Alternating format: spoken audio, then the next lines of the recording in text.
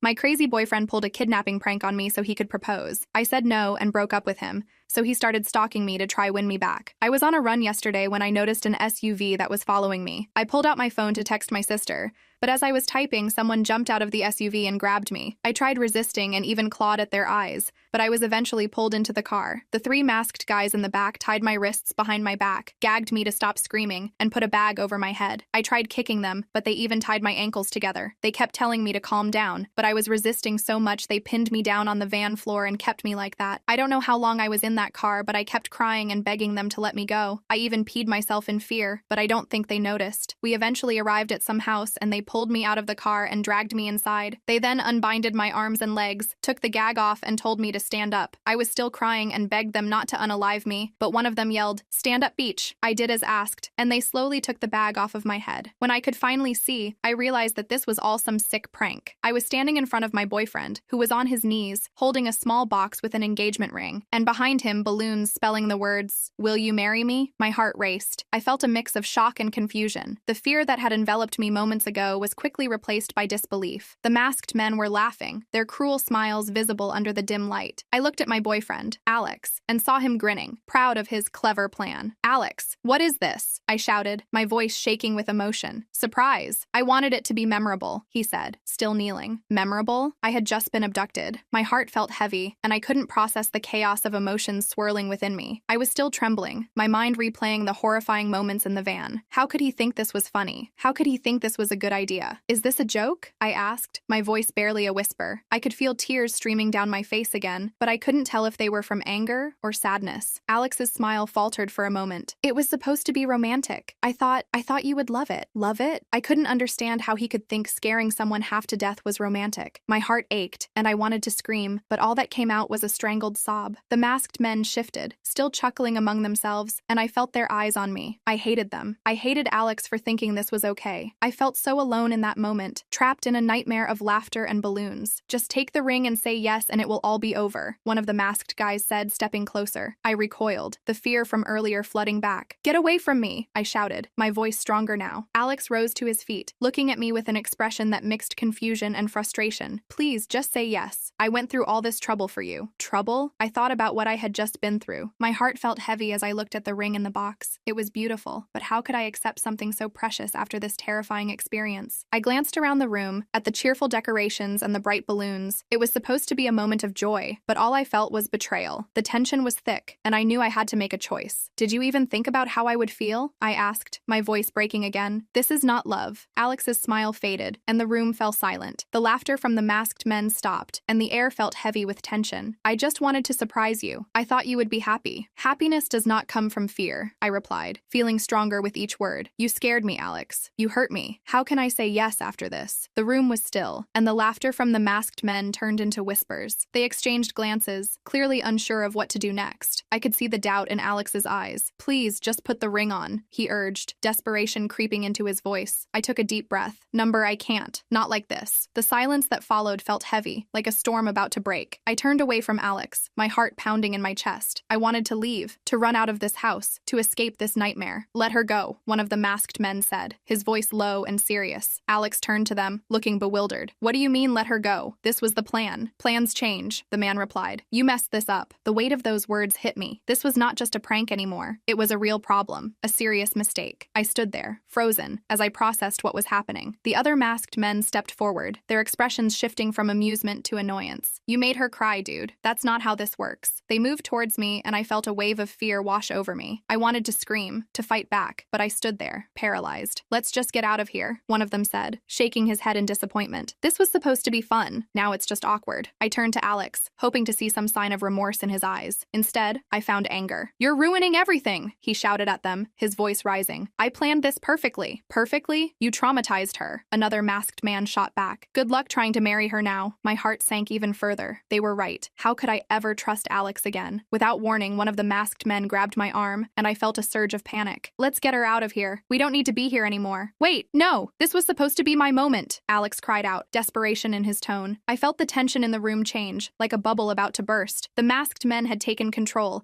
and I was caught in the middle of their argument. Stop! I want to leave, I shouted, feeling a rush of determination. Just hold on, okay? The man said, looking at me with a hint of understanding. We'll get you out of here. As they pulled me towards the door, I glanced back at Alex. He looked defeated, his shoulders slumping as he realized what he had done. I felt a mix of anger and sadness, but I knew I had to get out. I had to escape this twisted moment. The door swung open, and I stumbled outside into the cool night air. It felt refreshing against my tear-stained face. The stars twinkled above me, and I took a deep breath, trying to calm the chaos inside me. Where are you taking me? I asked, my voice shaking. Just to safety, one of the masked men replied. We didn't want it to go this far. Part 6. A New Beginning. As we walked away from the house, I felt the fear slowly ebbing away, replaced by a sense of clarity. I had been through a horrifying experience, but I was still standing. I was still strong. When we reached a nearby park, the men stopped. They looked at me, and I could see the remorse in their eyes. We didn't mean for it to go this far. We thought it would be fun. We never wanted to hurt you, one of them said. I took a step back, still feeling the adrenaline coursing through my veins. You think this is fun? I asked, anger rising within me. You terrified me. This was not a game. I know, he replied, his voice earnest. We messed up, and I'm sorry. I hope you can forgive us one day. I shook my head, trying to process everything. The world felt surreal. I can't forgive you. Not now. I understand, he said. But please know that we didn't want to hurt you. We just wanted to create a memorable moment for your boyfriend. I turned away, staring at the ground. You ruined everything. They stood there, silent, realizing the weight of their actions. I took a deep breath, trying to calm myself. I just want to go home, I said softly. Part 7. Facing the truth. The men nodded, stepping back to give me space. We'll call you a ride, one of them said, pulling out his phone. I watched them, feeling the last remnants of fear fade away. They might have thought they were being funny, but I now understood how important it was to protect myself. As I waited, I reflected on what had just happened. Alex was not the person I thought he was. He had betrayed my trust in the worst way possible. I didn't know how to face him again, or if I ever wanted to. When my ride finally arrived, I climbed into the car and felt the weight of the world lift off my shoulders. I looked back at the men, who stood watching me, regret etched on their faces. I couldn't shake off the anger I felt toward them, but I knew I had to let it go. As the car drove away, I turned my gaze to the window, watching the world pass by. I thought about my life before this night. I thought about my friends, my family, and my future. I knew I had to find my strength again, and I would. When I got home, I sat on my bed, still feeling the shock of what had happened. My phone buzzed with messages from Alex. I ignored them, focusing instead on the pain in my chest. I felt so betrayed. I remembered how excited I had been to plan our future together. Now, everything felt tainted. How could I ever look at him the same way again? The next morning, I woke up feeling a little stronger. I decided to take a walk to clear my head. As I strolled through the neighborhood,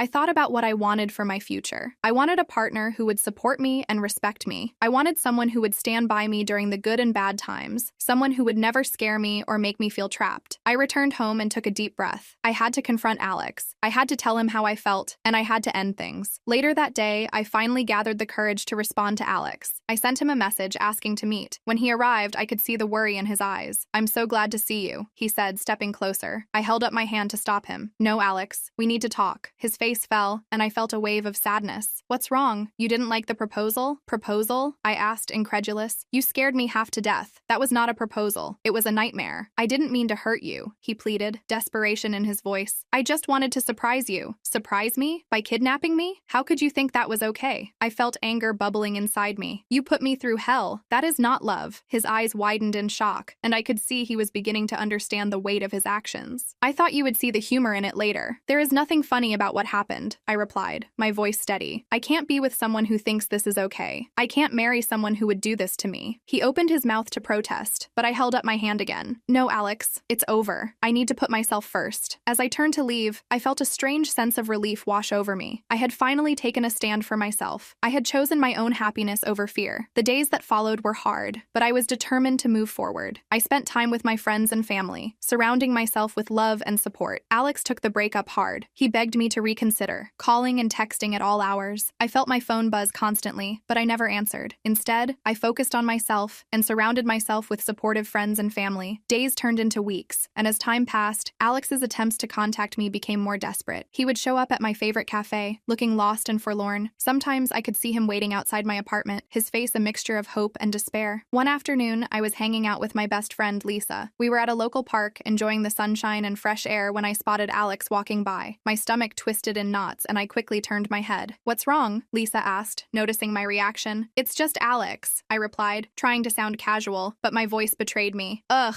that guy. Why won't he just get the hint?" she said, rolling her eyes. "You deserve better than this." "I know, but it's just hard. I used to love him. I don't want to be cruel," I admitted. Just then, I saw Alex cross the street toward us, his expression determined. "Hey, can we talk?" he called out, his voice filled with urgency. I felt a surge of anxiety. I looked to Lisa for help, but she crossed her arms, ready to defend me if needed. "No, Alex, I'm not interested," I said firmly, but he didn't back down. "Please, just give me 5 minutes. I promise I'll explain." "Explain what?" I asked, my voice rising. "How you thought kidnapping me was a good idea?" "I was an idiot," he exclaimed. "I thought it would be a funny way to propose. I never meant to hurt you." "That's the problem, Alex. You thought. And that got me into a situation I'll never forget," I shot back, trying to remain strong. "Can you at least let me apologize?" he pleaded. "I've been a jerk. I realize that now." Before I could respond, Lisa chimed in. "You've already apologized, Alex. It's time to move on. Please, just listen to me. I've changed," he insisted, his eyes desperate. "I've been doing everything I can to show you I'm sorry. Just give me a chance to prove it." "Why should I?" I snapped, my frustration boiling over. "Because I love you," he shouted, the words hanging in the air like a heavy weight. I turned away, my heart aching. I didn't respond. I didn't know how to respond. I simply walked away with Lisa, leaving Alex standing there, lost and defeated. As the weeks continued, Alex became relentless. He began showing up at places I frequented, even getting my friends to talk to me on his behalf. His friends would text me, pressuring me to forgive him. "He's really sorry," they would say. "You should give him another chance." I felt cornered. I didn't want to hurt him, but I also didn't want to go back to a relationship built on fear. One evening, Lisa and I went to a friend's party. As we entered, I immediately spotted Alex across the room, laughing with his friends. My heart sank. "Are you okay?" Lisa asked, noticing my unease. "No, I'm not okay," I admitted. "I can't keep running into him like this." As if on cue, Alex approached us, his eyes lighting up when he saw me. "Hey, can I talk to you?" he asked, his voice softening. "Not now, Alex. Not here," I replied, trying to keep my voice steady. "Please, just 5 minutes," he pleaded again. I looked at Lisa, who gave me an encouraging nod. "Fine," I relented, feeling a mixture of dread and curiosity. Alex led me outside, away from the noise of the party. "I've been thinking a lot," he started, his voice earnest. "I know I messed up. I want to show you I'm serious about changing." "Changing how?" I asked, skeptical. "I've been planning some crazy things to prove I'm committed," he said, his eyes shining with enthusiasm. "Crazy? What do you mean?" I felt a shiver run down my spine. "I'm going to do something big. I've got a whole plan," he said, excitement bubbling in his tone. "Alex, I don't want any part of your plans. I just want to be left alone," I insisted, but he didn't listen. Over the next few days, he began executing his crazy ideas. First, he organized a flash mob outside my apartment, dancing and singing a song about love and apologies. I stood at my window, mortified,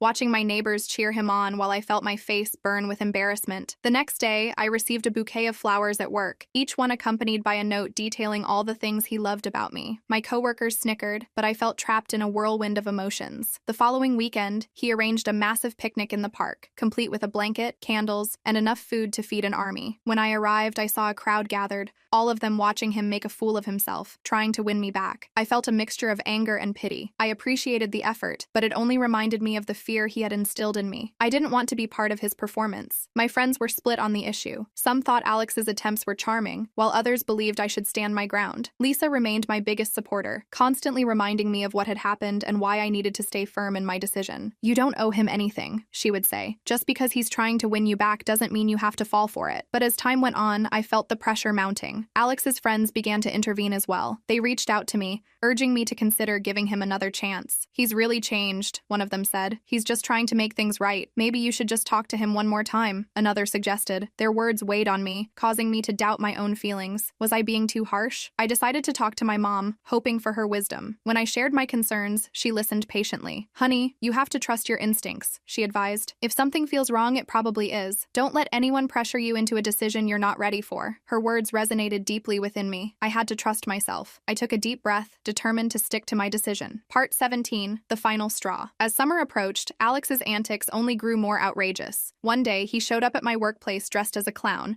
complete with oversized shoes and face paint. The entire office erupted in laughter, but I could only feel embarrassment. "Is this really necessary?" I asked, my voice barely concealing my frustration. "I just wanted to make you smile," he said, beaming through his painted smile. "Please, just give me one chance to prove I can be the guy you want." My heart ached for him, but I couldn't overlook the severity of his earlier actions. I turned to walk away, my stomach churning with mixed mixed emotions. Then came the last straw. One night, he decided to take it up a notch. He climbed up onto the roof of a local building, holding a giant banner that read, "I'm sorry, will you marry me?" He was shouting my name to the world, drawing attention from passers-by and local news stations. I stood there, my heart racing, watching the chaos unfold. My phone rang non-stop with notifications from friends and family who had seen the stunt. This was too much. I couldn't take it anymore. I grabbed my things and rushed outside, my heart pounding with anger. When I reached the building, I saw Alex perched on the edge of the roof, his face beaming with excitement. "Look, I did it. I'm serious about you," he shouted. "Alex, get down from there," I yelled, panic rising in my chest. "Just say yes. That's all I need to hear," he shouted back, ignoring my plea. "Do you even hear yourself?" I shouted, my voice rising. "You're acting like a child. This isn't how love works." He paused, the smile fading from his face. "What do you mean? I'm not going to say yes just because you put on a show. You need to understand how serious this is." "I know, but I'm trying to show you I'm serious," he replied, his voice trembling. "You think this is love? This is a nightmare," I cried, feeling tears well up. "You've scared me. You've embarrassed me. You're not making me feel loved.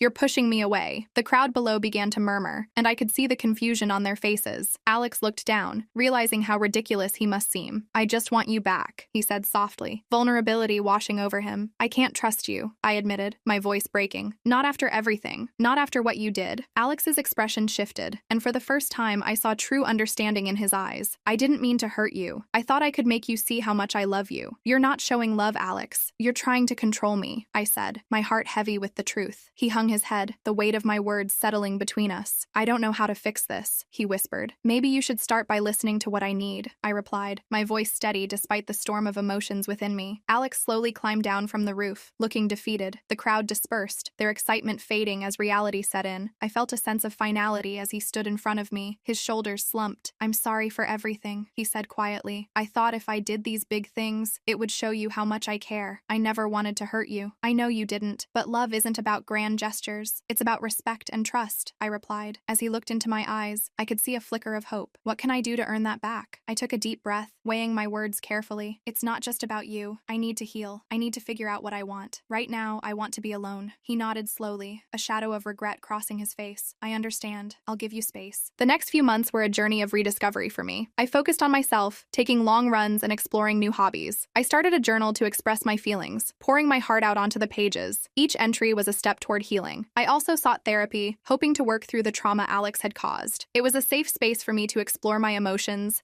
and I began to understand the importance of self-love and self-worth. One day, I stumbled upon an art class and decided to join. Painting became a new form of therapy for me. Each stroke of the brush allowed me to release pent-up emotions. I created beautiful pieces that reflected my journey, my fears, and my triumphs. One sunny afternoon, while attending a local art exhibition, I met someone new. His name was Noah, and he had a warm smile that lit up the room. We struck up a conversation about art, and I felt an instant connection. Noah was kind, thoughtful, and most importantly, he listened. He shared his own experiences, and I found comfort in our mutual understanding of life's challenges. As the weeks went by, we began to spend more time together. We explored galleries, attended events, and shared our thoughts on life and love. I felt a sense of safety with him that I hadn't felt in a long time. One evening, while out with Noah, I received a text from Alex. "Can we talk? I need to see you," it read. I felt a wave of anxiety wash over me. Noah noticed my unease and asked what was wrong. "It's just Alex," I replied, looking down at my phone. "He wants to talk." "Do you want to?" Noah asked, his tone calm and supportive. "I don't know," I admitted. "Part of me feels like I should confront him, but I don't want to go backward." "Only do it if you feel ready. You deserve to take your time," he reassured me. I decided to meet Alex, wanting to put closure to our tumultuous relationship. When we sat down at a quiet cafe, I could see the worry etched on his face. "I've been working on myself," he said, looking earnest. "I've realized that I need to focus on my own issues before I can even think about being with you." "I'm glad to hear that," I replied cautiously. "I've been talking to a therapist too. I want to learn how to be better," he continued. "I understand if you never want to see me again, but I just wanted to say I'm truly sorry." His sincerity hit me, and for a moment, I felt a flicker of compassion. "Thank you for apologizing. It means a lot," I said softly. "But I also understand that I can't control how you feel. I just hope you find happiness, even if it's without me," he added, his voice thick with emotion. I took a deep breath, feeling a sense of relief wash over me. "I appreciate that, Alex. I want you to find happiness too. I just think we need to move on." He nodded, a bittersweet smile forming on his lips. relationships. Yeah, I guess we do. After my conversation with Alex, I felt lighter. I realized that I could forgive him without reopening old wounds. I was ready to embrace my new life, free from the shadows of the past. Noah and I grew closer, and our relationship blossomed. He made me feel cherished and respected. I felt safe to be myself around him, and I knew this was a different kind of love. As summer turned to fall, I reflected on how far I had come. I was no longer defined by fear. I was a survivor, a fighter. Each day was a new opportunity, and I was excited for the future.